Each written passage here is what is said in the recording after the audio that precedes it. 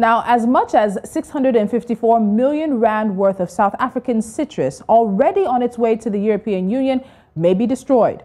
This is because of a new cold treatment regulation for citrus fruits that is set to kick in on July 14th.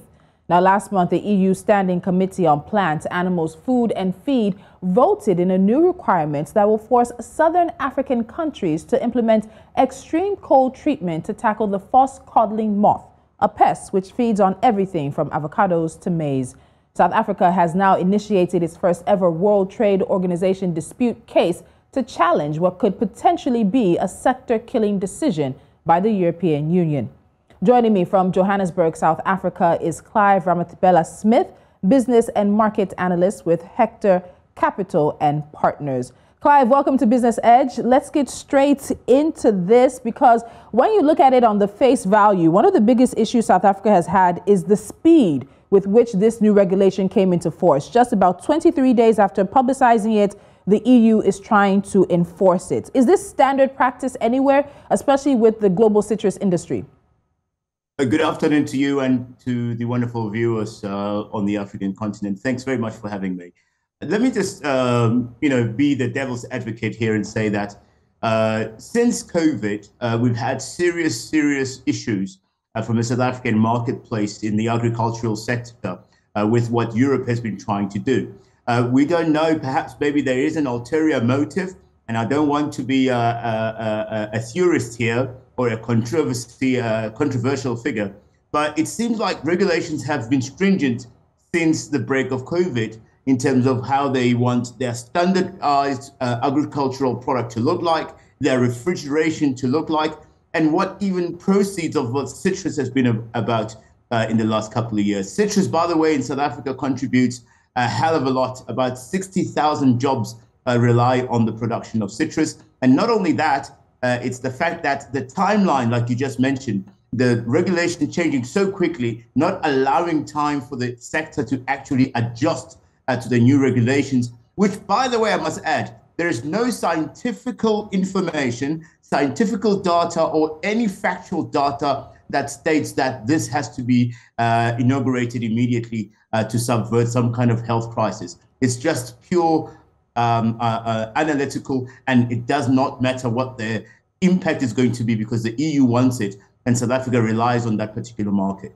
So when you look at this complaint now that's in front of the World Trade Organization, South Africa is claiming that the regulation is targeted and also discriminatory as well. Do you think South Africa truly has a genuine basis to lay a complaint at the WTO? I don't know if you believe in conspiracy theories, my sister, but we've got a war in Ukraine. There's pressure on citrus product.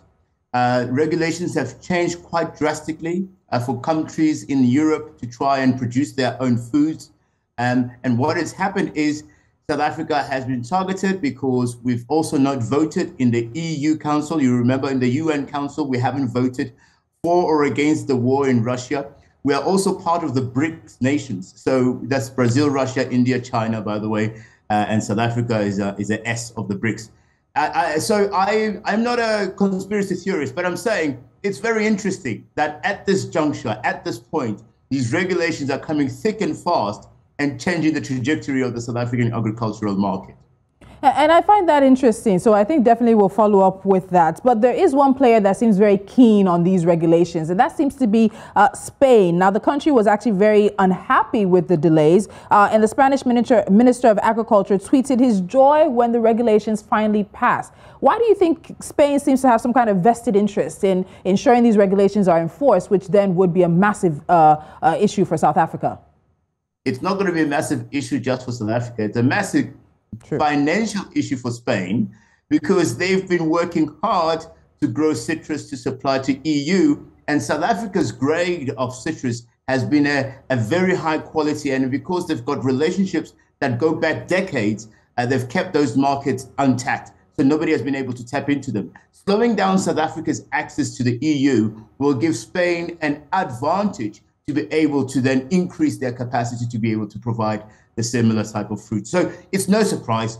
And maybe we want to be conspiracy theorists, but also we know how to add 2 and 2 so that they make 4. So let's look at the cost. You've talked about the thousands of jobs that depend on this sector in South Africa. Right now on the high seas, some 654 million rand worth of citrus is already on the way. The rules kicked in when this had already taken off. So do we expect to see a fast tracking of this complaint of the process with the WTO? What do you think is actually going to happen? Because many have described this as an impending disaster.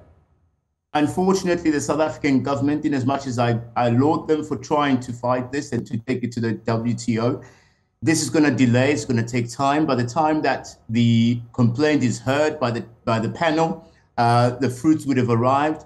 And guess what? It's going to get dumped because they want to get rid of what's called the black spot syndrome, which comes with the citrus, which has been identified years ago. And so they're saying that there's no black spot in Europe at all because of the climatic conditions. And so it's only South Africa that's been contributing to that problem. And unfortunately, because of their new regulations, it means that they want to get rid of all South African citrus goods, which will have that kind of impact. And that 650 million rand will definitely go down into the seashores of Europe because they're definitely not going to allow it. And that will give opportunities to countries like Spain to be able then to supply emergency citrus requirements. So, I mean, it's a very well thought out plan. But my hope is when it does get to the panel and they do listen to it, that there is some sort of restrictions or at least time given to South Africa to rectify its industry. Normally, regulations, when they change in the EU, it should take about 6 months before they can implement. So to wait less than a month to expect things to happen is just an unlikely outcome.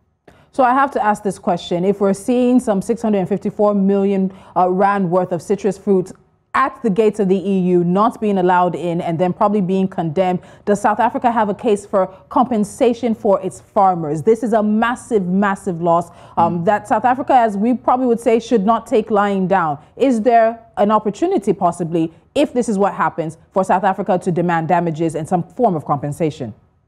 Obviously, my sister, that's what they have to do. That's what South African government has to do. And I must commend the Minister of Agriculture. She's been very, very hard on the heels of the EU. She's listening to local business here. She's trying to coordinate things accordingly, use our bilateral agreements to try and sort things out. But ultimately, what's going to happen, what I believe will happen is this will not pass at the WTO. And then, therefore, there'll be a penalty, and hopefully the EU then will make compensation for South Africa. But I think the bigger picture here, when those citrus goods get to that gate that you were mentioning, the question is, are they going to really chuck it away? Or are they going to say that they're going to manage the control of citrus into the EU by limiting some of what's going to be allowed to go in? Which for me, again, gives opportunities to people who want to take advantage of the system, because then they can sell those particular fruits at an even lower price than what they're worth. See, there's a lot of conflicts that I see here that could create a serious market turbulence if things don't go the way things are supposed to go. And so I'm thinking the WTO will think both of South Africa and the EU, but also most importantly, think about the economic impact that that stoppage will have on the rest of the world and the citrus industry. All right, Clive, thank you so much for joining us. Your first time on Business Edge, but I'm very sure we will be seeing you again sometime soon. Thank you very much. All right. And this is a case that has a lot of moving parts. South Africa's first trade dispute at the WTO, and we will be following it very closely. You are watching Business Edge. It is a Tuesday, which means that Crypto Watch is up next. Stick around.